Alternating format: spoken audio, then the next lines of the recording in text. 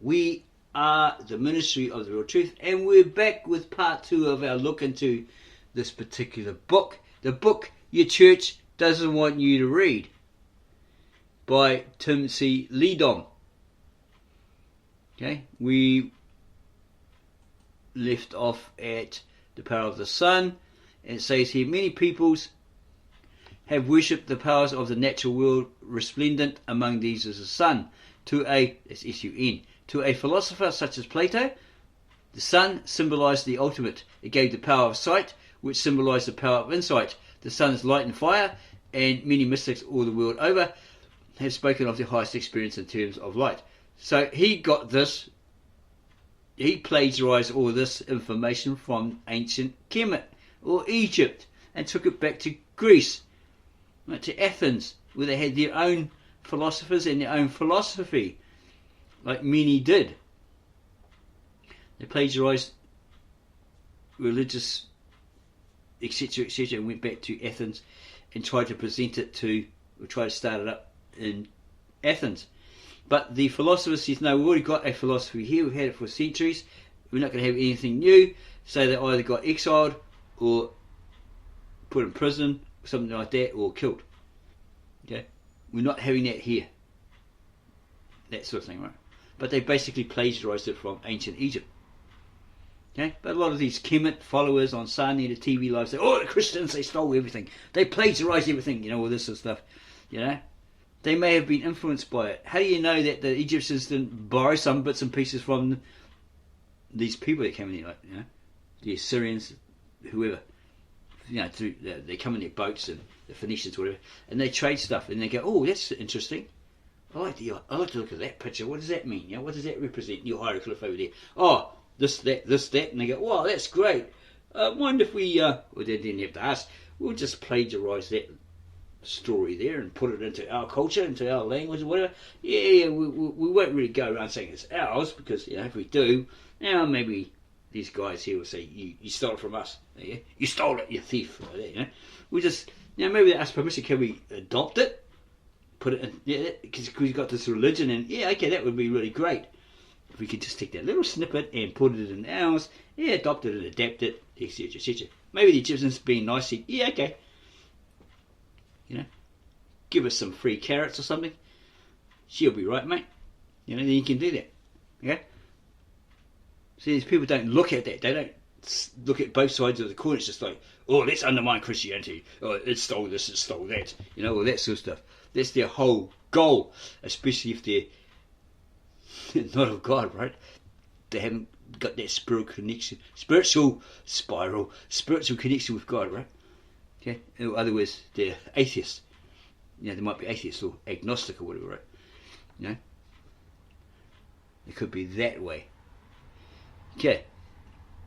But if the sun brings light and warmth, it also brings scorching heat and destruction. Yin, yang, yang, yin, whatever, right?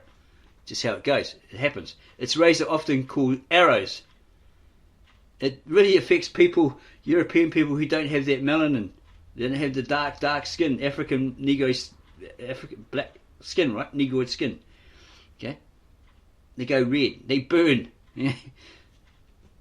It's very different to the African because he's so used to it. He's got the melanin or whatever.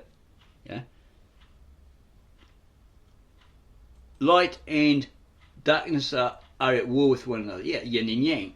One complements the other. Okay? One's a negative, one's a positive, whatever, right? So religions focusing on the sun have often tended to militarism. Creating a military army and killing off everybody else, fighting with everybody else.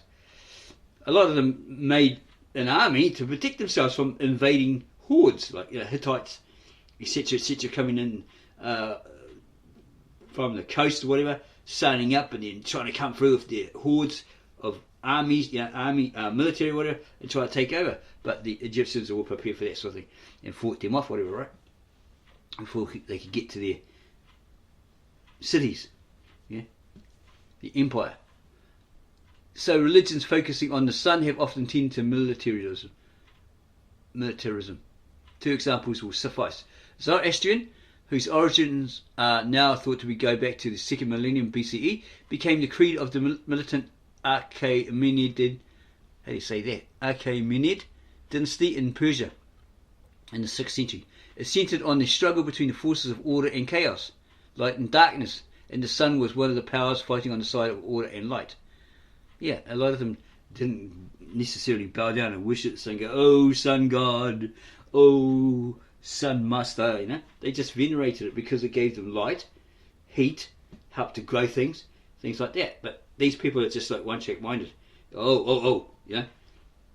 So if they were the translators of the Egyptian text, they'd say, oh, because they're prejudiced bias, oh, these guys worshipped, maybe if they're religious as well, these guys worship the sun, oh, that's blasphemy, that's the devil, and all that sort of stuff. But didn't look any further. You know, the other side of the coin, oh, okay, they, according to these texts, they venerated it. Different definition to worshipping it as a god, as a deity. That's why these people on Sun Needed TV, these African Americans, are actually right. You know, a certain bunch of people say, "Oh, you know, the devil worshippers because they worship the sun." You know, that's the way they mistranslated it. Okay, because if these people know that language and they look at their history, and it says, right, they're not trying to lie to you or pull the wool over your eyes. Just try that with what's his name? Big guy with the lock. Don't touch my lock. What's his name? Shaka Amos, right? He'd tell you, you know. He'd give you a hard time. Man, you know, you're calling me a liar and stuff. You know, I'm a scholar, all that sort of stuff, the way he talks about it. But yeah, he really, really gets in deep and studies it. You know, knows what he's talking about. He's not like, a lot of them are like fluff, you know. You haven't studied it. You haven't read this. You haven't read that. You're not a scholar, you know. You haven't done as much study as me, blah, blah, blah. You know? Because he's determined to bring up the truth of that particular ancient civilization, right? Kemet, that religion, etc., etc. So he'll tell you,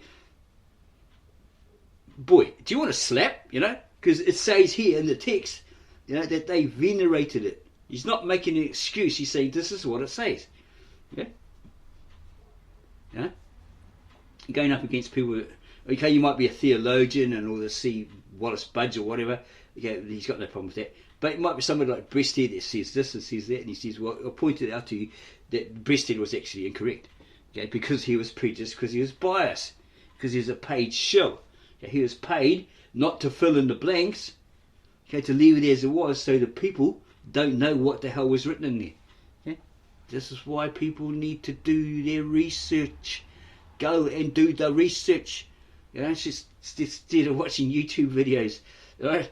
You know, or reading it in a storybook, a kid's book or whatever, you know, or this sort of stuff, or getting it from your church members. You know, you don't know nothing. They think they do, but they've never done the research on it, and their facts are all twisted. And, you know, it's all wrong. Like we found in this other book or something, or underneath these comments, this lady was saying, "Oh, the Israelites never practiced circumcision." All this stuff, and we proved her wrong. Yeah, she was talking a load of bollocks. Yeah, possibly because she was of Christian identity. We don't know that. Okay, but the person who was narrating the video, yeah, he gave it away by saying, "We the Israelites, we the Anglo-Saxons," which is all about Christian identity. Hoo-ha, coming out right. That only they are the Israelites. Ooh, wouldn't that upset the US black Hebrew Israelites? No, we're the Israelites. We're the true Jews. You know, this is stuff. Yeah? Okay, so, yet the sun in all its embracing power could speak of peace as well as war. The rulers of Persia were drawn in the direction of universalism and toleration. What is more, the all-seeing eye of the sun made for justice. The Persians were particularly strong about keeping one's word. It's good. About the value and importance of truth. Even better. Honesty, uprightness. Yeah, even better for them. Kudos. So although peace does not stand high among the values of traditional Zoroastrianism, the religion has much in which gives positive content to peace.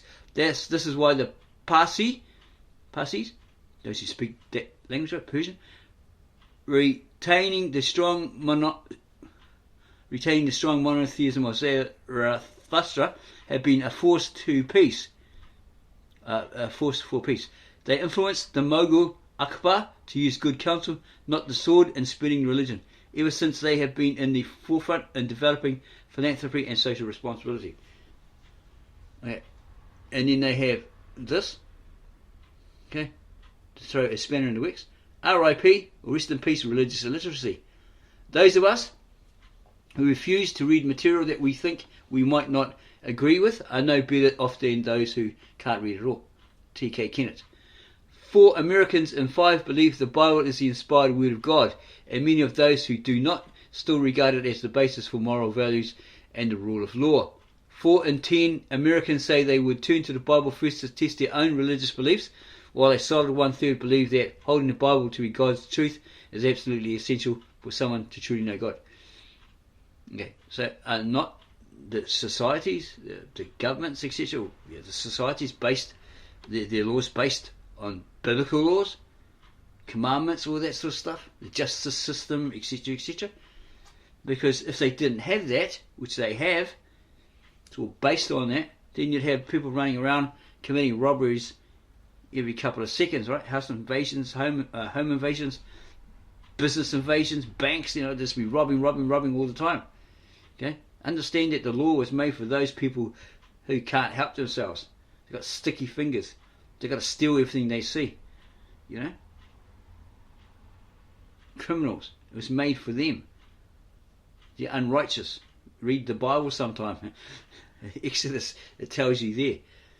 Or even in the New Testament, I think it might be Apostle Paul, he says that as well.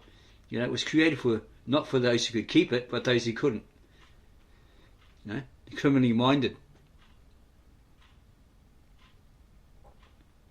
4 Americans in 5 believe the Bible is the inspired word of God, etc. Despite the large percentage of Americans who believe the Bible is the word of God, only 1/3 of Americans read it at least once a week. Another 12% read the Bible less than weekly, but at least once a month. More than half of all Americans read the Bible less than once a month, including 24% who say they never read it, and 6% who can't recall the last time they read the Bible. This lack of Bible reading explains why Americans know so little about the Bible, and yet it's one of the Bible continents.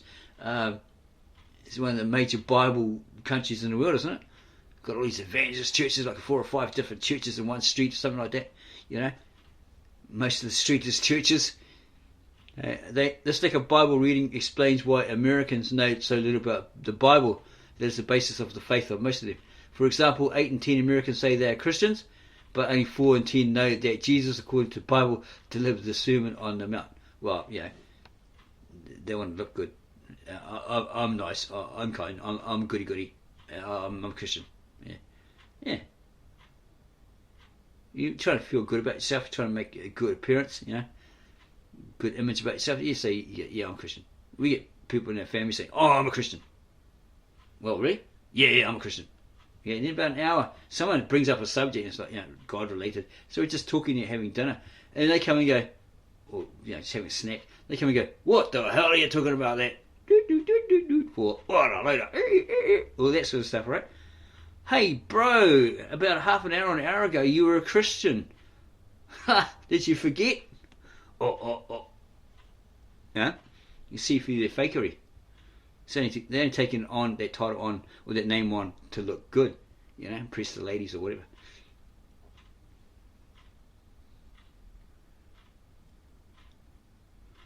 Only 4 in 10 know that Jesus, according to the Bible, delivered the Sermon on the Mount. Fewer than half of all adults can name Matthew, Mark, Luke and John as the 4 Gospels of the New Testament, while many do not know that Jesus had 12 disciples or that he was born in Bethlehem. A large majority of Americans believe that the 10 Commandments are still valid rules for living today, but they have a tough time recalling exactly what those rules are. The cycle of biblical illiteracy seems likely to continue. Today's teenagers know even less about the Bible, and they probably care even less about it, they're doing their own thing, than do adults. The celebration of Easter, which Christians believe marks the resurrection of Christ, is central to the faith, yet 3 in 10 teenagers and 20% of those teenagers who attend religious services regularly do not know why Easter is celebrated. Well, then they got this offshoot, Easter, the bunny, I guess it's Russ the bunny, the Easter bunny, and the eggs, that's more appealing. You get to eat the chocolate, all that sort of stuff. More fun, right?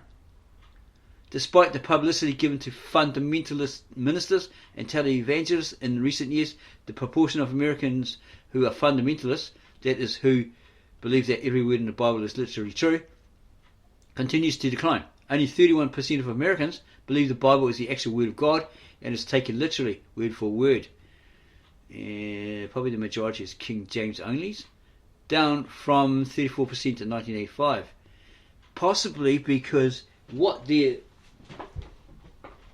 being presented in the churches is these modern Americanized translations, which are copies of a copy, not from original manuscripts.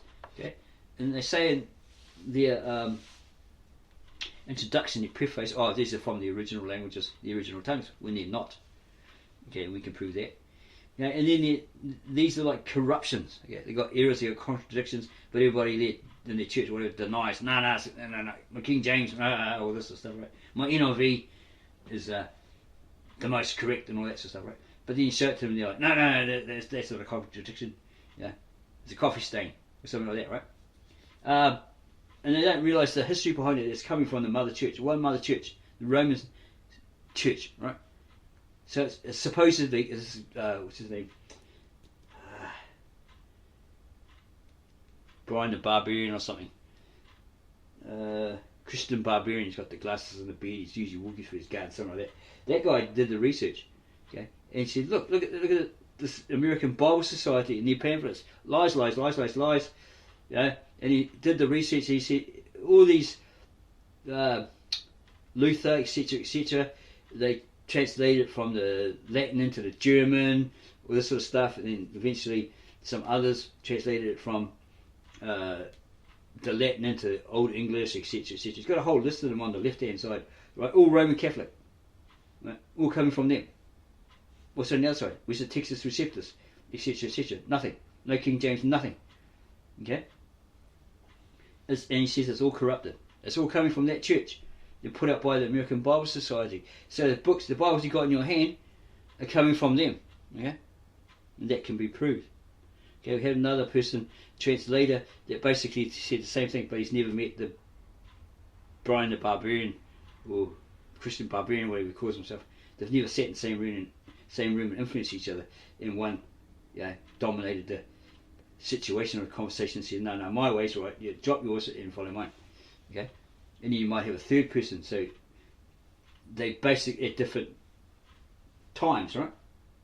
It could be a Greek from the Old Century, right? It could be a translator from Mesopotamia. It could be that Brian the Barbarian guy, right? Different time zones, eras, right?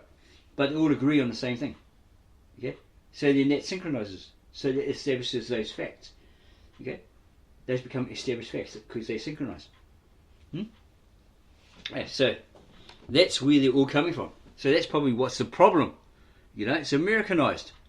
It's a very American flavour.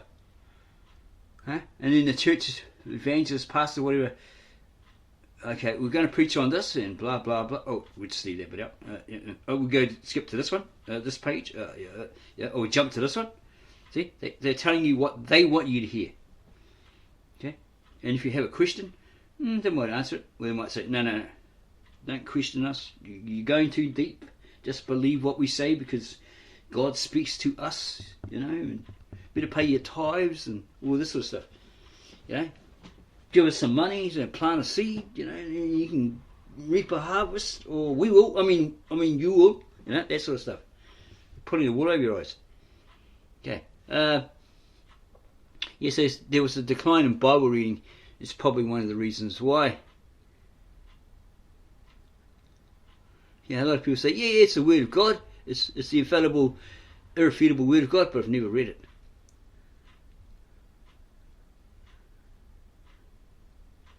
Let's go down here. Source: The People's Religion, George Gallup and Jen Castelli. Macmillan Printing Company, 1989? The Bible must be seen in a cultural context. It didn't just happen. These stories are retreads. Like, hey, change your tyre. You get an old balding tyre and you go and get a new one. Retread. From stories before. Yeah, okay. But tell a Christian that. No. What makes it doubly sad is that they hardly know the book, much less its origin. Yeah, Mr. Sci-Fi God, Isaac Asimov, right? Never read a book of his, I don't think. Maybe have, I can't remember. Okay. Horus, a major Egyptian god. Horus, the way, the truth, the life. Albert Churchwood. It is a Christian belief that life and immortality were brought to light in death. The last enemy was destroyed by a personal Jesus only 2,000 years ago. The very same revelation had been accredited to Horus, the anointed, at least 3,000 years before. Okay, but then you have the original, ancient, very old Mesopotamian cuneiform text, as stated by the native-born Aramaic-speaking translator Victor Alexander in his translation project, 3,000 years older than the Bible and anything else. So, a bit of a conflict there. Okay? If, according to the Bible, Noah had 3 sons, Japheth, Ham, and the other one, I can't remember his name. They came out of the ark, right, and they had their 3 wives, and then they had these sons and daughters, all that sort of stuff. And their sons had sons, alright, Canaan, whatever. Okay? Then that means that these Mizraim, because that's what it says in Genesis, it's like a descendant list, right? The sons of Noah, Japheth, Ham, and the other one had these sons who then had sons. One of them was called Canaan, and he had a son. We're forgetting now, right? Well, that sort of thing, and they became the forefather of Mizraim, Put, Canaan. Okay, Mizraim being Egypt. Okay, so from somewhere from there, when they went into Canaan or wherever they went, some of them ventured out, and from where Noah and the sons were, they ventured out eventually and went to down the Nile and went to Egypt, and they became the Mizraim, the Egyptians. Okay, so you got to identify from when these sons came out of the ark, apparently, right? Figure out what colour they were. Okay, it's not a major issue, but we're just saying here, giving you an example. Figure out what colour they were. Okay, if they were like European, as many say, or they have like brown skin or whatever, light skin, whatever, olive skin, whatever, complexion, because some sun was hitting their skin, and that was all good. They didn't have sunburn or anything like that. Okay, so eventually these sons, according to the scriptures as well, they probably branched out. Okay, went to different areas, discovered different areas, and it's not too bad here, but yeah, we're going to do our own thing. So we'll walk over here, we'll go down here, we'll start up over here, right? And then it's really hot here, It's like super hot. I can feel it. The hot sun, Their skin evolves over time, gets used to it. It doesn't go instant, snap, and go. Look, there's a song by America, A Horse with No Name, and the guy says, I went into the desert on a horse with no name. It was good to be out of the rain. In the desert, you can't remember your name, and all this sort of stuff. And he goes, 3 days in the desert sun, and my skin began to turn red. So white people, European people, they don't go black instantly, right? They go this shade of red. They might turn into a lobster, right? They may even get sunburnt rather. That's the thing, right? Because we know, because we had a stepfather who was English who turned pink. He went from pink to red, like a lobster, right? And it wasn't badly burnt, but he sort of went a yellowy colour. He didn't go black or brown or anything like that. He just went this sort of yellowy colour. He had freckles and all that sort of stuff, right? Yeah. So your skin, you have a look at what do you call them, dermatitis expert, skin expert, whatever. Go ask them, right? Okay, in that situation with hot sun beating down day after day, or hour after hour, day after day, what would it do to your skin? Would it have to evolve over time, adapt to those conditions? Okay, so it eventually goes dark, African black, negritic, right? Okay, unless you came from somewhere else and you went to Egypt, right?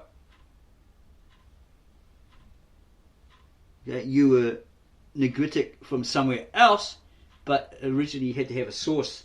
Where did you originally come from? Okay. Did the nanu, what do you call it? nanu, extraterrestrials dropped me off here, and then other extraterrestrials dropped off those white ones.